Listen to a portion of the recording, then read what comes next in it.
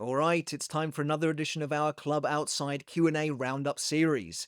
As always, Kubo takes and answers a variety of questions directly from fans over on his personal Q&A platform, and then we try to dissect those answers right here on the channel and see if there's anything of value to be found among them. A lot of the time, Kubo's comments are a mix of light-hearted chatter and fluff, but sometimes we are given real, genuine insight into the story and world of Bleach that, for whatever reason, simply wasn't found in the original material. And as always, I'm not looking at every single answer he's ever given, nor even necessarily looking at them in any kind of a chronological order. Mostly, I'm trying to curate the answers that I find to be the most interesting and to have the most value, and then bring them to you. And so, speaking of which, this time the questions revolve around the topic of the potential matchups in Bleach, Reishi energy, Pernida's name, and more. A huge thank you goes out to Tumblr user Wheelsome for providing the translations to the questions and answers and collating them all in one place. It is a big help, and there's a link in the description to where you too can go and find them, so make sure to check them out. Right, on with the latest roundup. We're going to begin with Kubo's comments regarding potential fight matchups in Bleach, and how he comes to decide who's going to face off against who, as it gives us a cool insight into his creative process. Of course, before we get started, consider hitting subscribe down below to help us on our journey to reach 300,000 subs by the end of 2026. It can't be done without your help, so please do consider pressing that button down below. It's quick and easy to do, and of course, totally free. And also, if you want to support the channel that extra step further, check out my Patreon as well, where you can go and help the channel in a way that really does make a huge difference. You can get your name in the credits of every single video as a supporter of the channel over on Patreon, and again, it's greatly appreciated, so do consider doing that as well if you like what we're doing here. But as always, it's just great to have you watching. Recently, I opened a video by saying the cast of characters was the #1 draw for me when it comes to why I love Bleach so much, and of course that's true. And yet, by extension, what also captivates me about the series, about said characters, is of course getting to see what those characters can really do, how they really shine. And since this is a battle manga, that invariably means seeing them in action in a fight scenario. While the Bleach manga was releasing every week, many years ago now, I used to dream up and speculate potential battle matchups, as I'm sure virtually all of you did as well. And sometimes I'd get them right, and sometimes I'd get them wrong. For example, before the Fate Karakura Town arc began, I speculated that, based on the current trajectory of the Espada battles so far, that being that many of them seem to be derived from mirror matchups between the personalities of the two combatants in question, that Stark would inevitably end up fighting Kyoraku, and I was right about that. And then on the flip side, I remember thinking that Baragon would fight Yamamoto, presumably just because they were the two old guys in their respective factions, and I was wrong. I even recall writing a fanfiction back in the day where Hitsugaya fought Harabel, even though my version of Harabel didn't use water attacks, so I don't know where I pulled that one from, but I remember being shocked when they actually paired up to fight in the manga. Anyway, the roundabout point that I'm making is that the fights are obviously a huge part of the reason so many people adore Bleach. But for those of us intrigued by the process behind it all too, we've already likely spent years debating which fights could happen back in the day, which fights did end up happening and why, and what that all looks like. And I think discovering the reasoning behind why said matchups happen is extremely interesting. Again, as someone who has written and drawn a lot of Bleach stories in my time, I've had my own reasons for pitting certain characters against one another.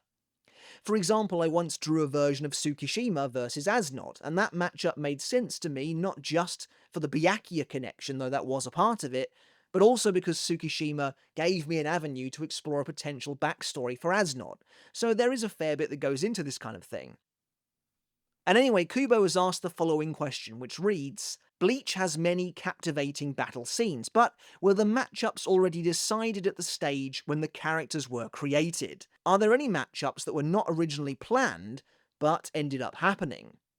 To which Kubo replied, it's more like at some point I realise these two are going to fight. So I don't really remember deciding when or how it was set. In fact, Even the characters themselves tend to appear naturally without me really noticing. It's an interesting response, to be honest, and it does make some sense. If you've ever heard writers talking about their work, discussing their creative process, the idea that the characters tend to do what they want or go organically in directions the writer didn't expect is a fairly common one that pops up more often than not, and so I'm not too surprised to see Kubo talking about it here too. I would love some specific examples of characters that he didn't expect to show up in certain places. And Kubo himself has said before that when he's unsure how to advance the story, he tended to introduce a bunch of new characters, so I wonder if this is connected to that in any way. I'm also intrigued by the fact that he says that it's more like at some point I realise these two are going to fight, because I wonder at what stage of the writing process that realization comes about. Because certainly from the Arankar arc onwards, it feels like the fights are more formulaic in Kubo's approach to them, or at least how they come about. If we take the Espada, for example, going back to some of my earlier comments, it seems to me at least like Stark must have been designed with eventually battling Kyoraku in mind. I would be amazed, to be totally honest, if that realization only came to Kubo later on, rather than developing a character who was supposed to be specifically a counterpart for Kyoraku. The same goes for characters like Xyloporo, or even Neutra. They feel like they were developed with an endgame in mind, a specific Shinigami opponent in mind. And of course, you do see this to some degree as well through the Fraction fights. There are some that are very overt. Yumichika versus Charlotte Coolhorn, for example, both two characters who are obsessed with outward beauty, with beauty standards, with thinking that they are themselves beautiful. Those two came together to fight because they shared that same exact personality trait. And that does kind of carry on as well to slightly lesser degrees across the board. Soifon versus Gio Vega, Omaida versus Nerge. These are characters who are at least superficially very similar. Gio Vega and Nerge are presented loosely as a kind of partnership due to the fact that they are fought at the same exact time, and they go up against another duo, which is Soifon and Omaida, and they reflect those two characters, at least again superficially, in the way they look and the way they fight. It's like, of course, Soifon would fight Gio Vega, because Gio Vega is another very lithe, another very small and fast hand-to-hand combatant. But then, of course, that's flipped on its head when Soifon comes up against Barragan, who is notably a bad mismatch for her character. And actually, I would say that kind of applies to Execution as well, kind of, because the whole mirror match thing, for better or worse, is definitely at its peak, I would say, in the Arankar arc. Rukia facing Riruka, for example, feels like it makes perfect sense, even on such a superficial level as they both just love cute things. But it doesn't feel like that was necessarily the only reason they were paired up, or it doesn't feel like that's Riruka's only defining personality trait. I guess when you look at the Gotei 13, though, it maybe feels like she was always going to fight Rukia, but then that train of thought comes from having read the entire series, and therefore inherently expecting similar characters to face off with one another. In an alternate universe, Riruka could fight Renji, and it wouldn't feel like it makes as much sense from a character perspective. The same kind of goes for Hitsugaya versus Yukio. I remember thinking that once Hitsugaya arrived at the end of the arc, well, it's obvious he's going to fight Yukio, and surprise, surprise, he did. Now, why was it obvious? Their powers aren't similar, the characters aren't really similar, but they both look fairly similar. They're the two young male kids of the group, and although they represent very different versions of said trope, as soon as Hitsugaya appeared, I remember thinking Yukio would end up his opponent. Another, perhaps maybe even more overt example when it comes to Execution is Ikaku versus Shishigiwara. Now, while Shishigiwara was initially just a kind of thuggish delinquent character, the moment it was revealed that his ability, his Fullbring, was related to luck, it kind of became apparent once Ikaku arrived that he was his obvious target. They were obviously going to be matched up together because of the luck theme that the two of them shared. To some degree, this is changed up in the Thousand Year Blood War arc, although there are several characters for whom their matchups do feel a little like a mirror match. But it's perhaps just not quite so overt in the final arc, I noticed. For example, Mayuri and Nemu versus Giselle and Bambietta is clearly designed to be a mirror match of sorts, although Giselle isn't a scientist, as was the case with Xyloporo. She is a monstrous sadist who has a cruel and twisted relationship, a power dynamic with Bambietta, much in the same way Mayuri once did with Nemu. Another one that sort of feels like it was always going to happen, though I never predicted it to be totally honest, is Kisuke versus Askin. You know, again, they are very similar characters in some ways. Their demeanor is something they mostly fabricate in order to get those around them to underestimate them, when in reality they are extremely dangerous and capable fighters. But then you see the difference in their personalities, the juxtaposition. During their battle, it comes to the forefront. Askin is happy to be a follower, while Kisuke wants to change the world with his own hands. But even then, their worldviews and motivations align enough to the point where they can even have that disagreement in the first place, and that's really what makes that fight so compelling, in my opinion. They are two characters who are kind of aligned, but also fundamentally mismatched in the way they think, and so they're never going to be truly compatible. It kind of feels like Kubo did that a little bit with Kyoraku versus Stark, I suppose, in that Kyoraku turned out to not be what Stark expected, because Kyoraku not so much puts on a front, but again, the person he appears to be on the surface, this light-hearted, unserious, foppish guy, actually isn't all he is, really. There is a lot more to this guy underneath. And then Kyoraku even says to Stark that acting however I want is who I really am, which is not what Stark was expecting, and so Stark therefore finds that they have a fundamental disagreement as well. And then you have fights like Byakuya and Rukia versus Asnod, where there really is no connection whatsoever, at least not overtly, in the way we've been discussing. Asnod, of course, forces Byakuya to face fear, but it's not like fear has really been a part of Byakuya's story up until now. In fact, a lot of the fights in the Thousand Year Blood War arc tend to be thematic, on an overarching scale, rather than based on personality mirror matching, which I actually do quite like. I kind of prefer that approach in some way. Mayuri versus Pernida, for example, the two characters are nothing alike, but the theme of the fight is discovery. It's science versus divinity, new versus ancient. It's great. Anyway, I thought that was an interesting insight into Kubo's process behind how he sets up his battles and how he arrives at his specific matchups. Let me know if you have any thoughts on it down in the comments below. Anyway, moving on to our next topic. Honestly, there isn't too much to say about these next three, but I thought they were all fairly interesting in their own right and deserve to be discussed. So first up, Kubo has asked the following question, which reads: do the different members of the Research and Development Bureau each have their own field of specialization? I'd like to know which field Akon is particularly skilled in. First of all, I'm very happy to see other readers are as curious about Akon as I am. I love that he's a vice captain as of the Hell Arc, and I really hope the day comes when we get to see him involved in a fight.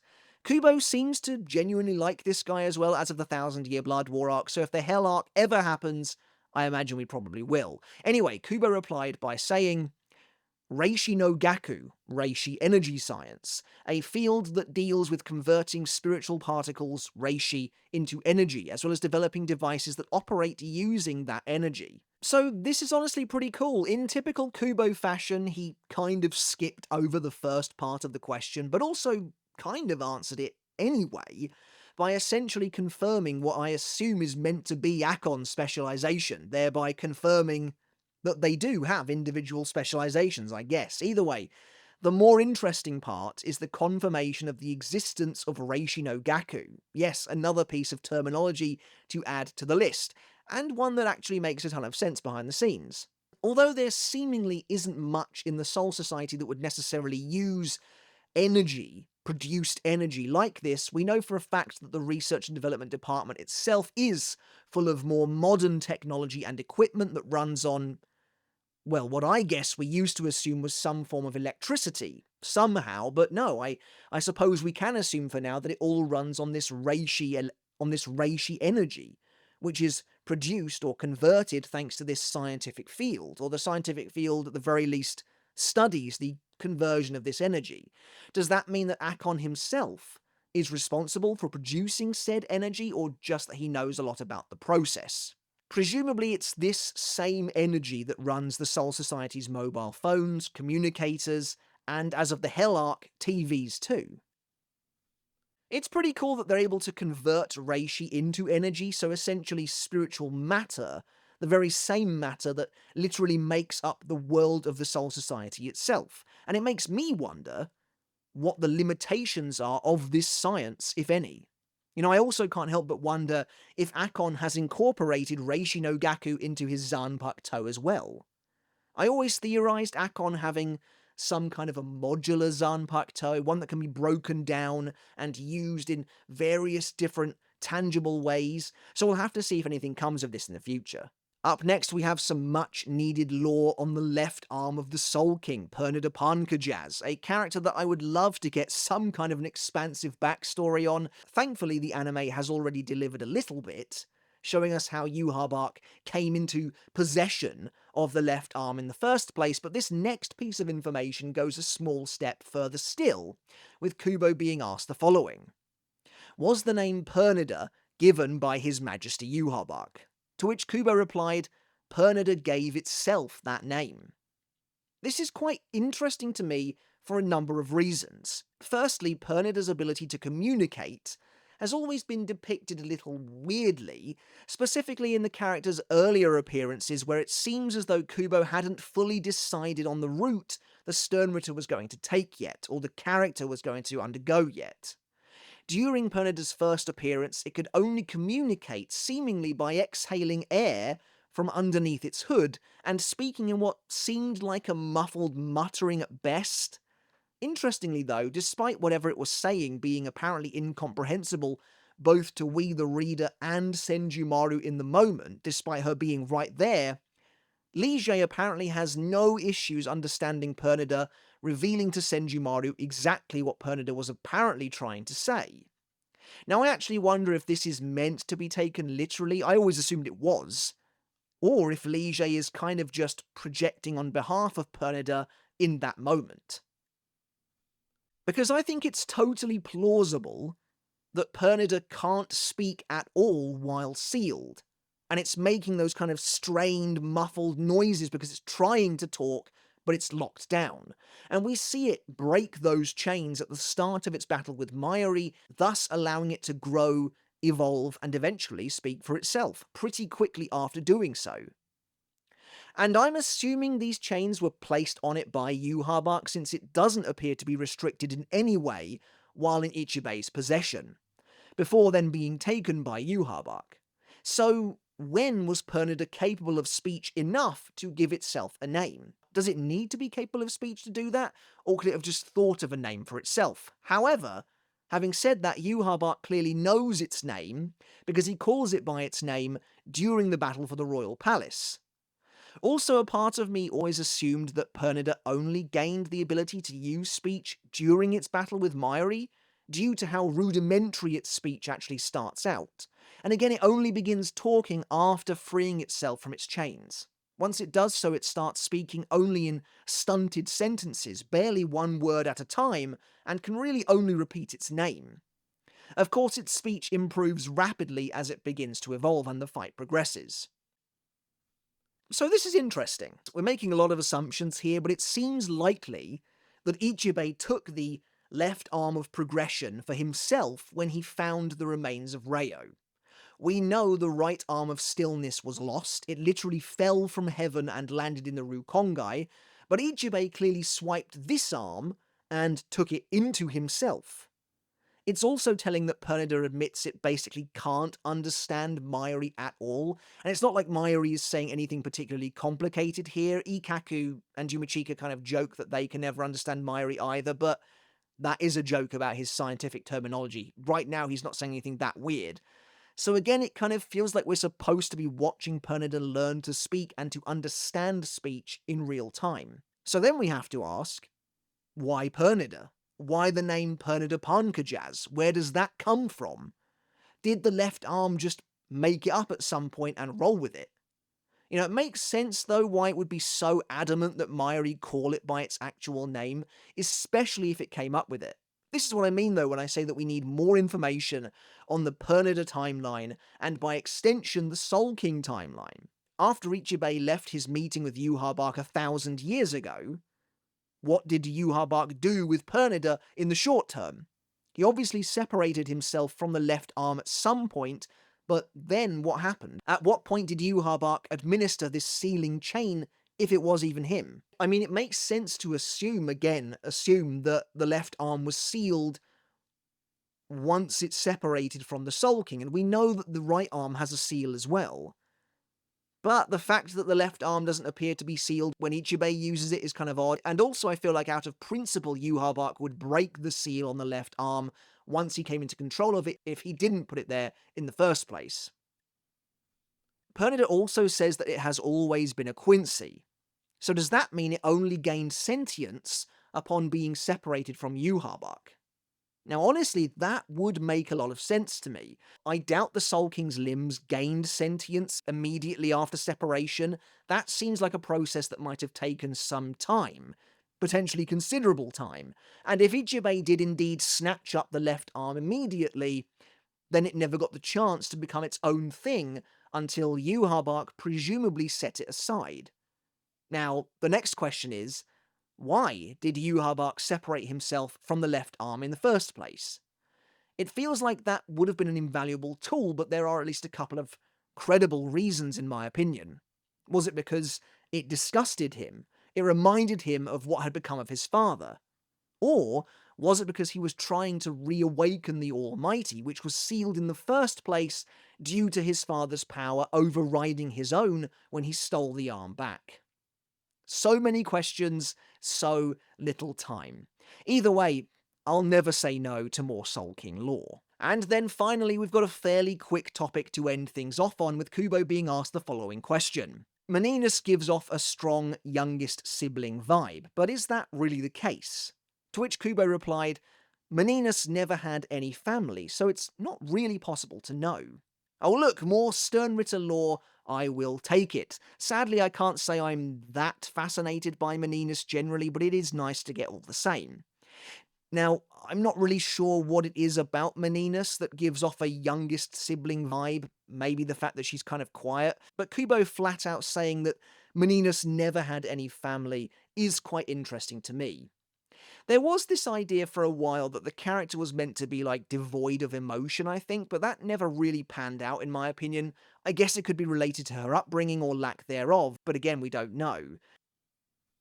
And also, it's intriguing that Meninas doesn't seem to have any desire to have or know a family, since her utmost wish is a life of luxury, as we see in that one panel in the manga. If she literally never had any family from her earliest memories, I guess, then maybe it's a case of she doesn't know what she's missing. Or more likely, it's that she considers the Bambis to be her family now, but again, we really don't know anything about this character to say for sure. It does make me curious about the origin of her shrift, the Power, though. Kubo says that she never had any family. I wonder what exactly he means by that. If she maybe lost her family at a very young age, perhaps the Power stems from a subconscious desire to have been strong enough to save them from whatever fate befell them. I don't know, this is just conjecture, I'm just speculating, but still, it is cool to know, even if ultimately there isn't much we can glean from it.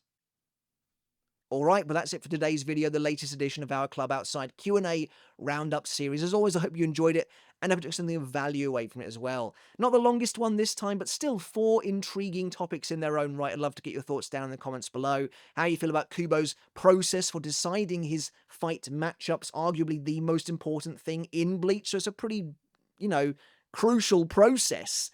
So I'd love to get your thoughts down on that in the comments below. Your thoughts about Reishi no Gaku converting Reishi into energy, about Pernida's name, where that came from, and about Meninas' backstory, well, lack thereof, but the fact that she never had any family is kind of intriguing to me as well. So do let me know all of your thoughts on those topics down in the comments below. Alright everyone, once again, thank you so very much for watching. Once again, consider hitting subscribe down below if you enjoyed today's video and you want to see more just like this from the channel. And check out the Patreon as well, take your support for the channel another step further. It does mean an enormous amount. It is helping an enormous amount, and a huge shout out goes out to everyone supporting me over on Patreon. Again, I do greatly appreciate it. Alright guys, but until next time, I'll catch you later, and I'll see you then.